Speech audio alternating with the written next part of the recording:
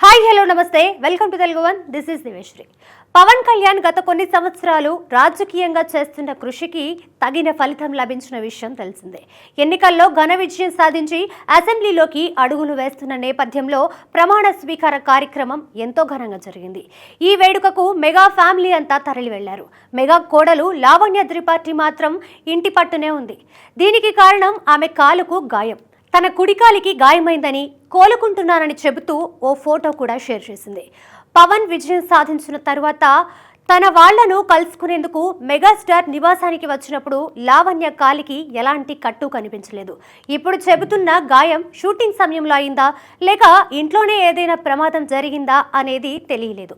ఇదిలా ఉంటే మంత్రిగా ప్రమాణ స్వీకారం చేసిన పవన్ కళ్యాణ్కి ఏ పదవి ఇస్తారనే విషయంలో క్లారిటీ రాలేదు.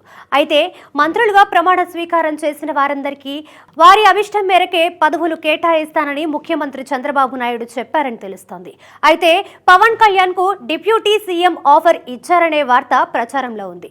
దీనికి తగ్గట్టుగానే చిరంజీవి, అమిత్ షా, అఖీరానందన్ వంటి వారు డిప్యూటీ సీఎం కి అభినందనలంటూ పోస్టులు పెట్టారు. అయితే పవన్ కళ్యాణ్ కి ఏ శాఖ ఇవ్వబోతున్నారనే విషయం ప్రస్తుతానికి చర్చల దశలోనే ఉందని తెలుస్తోంది.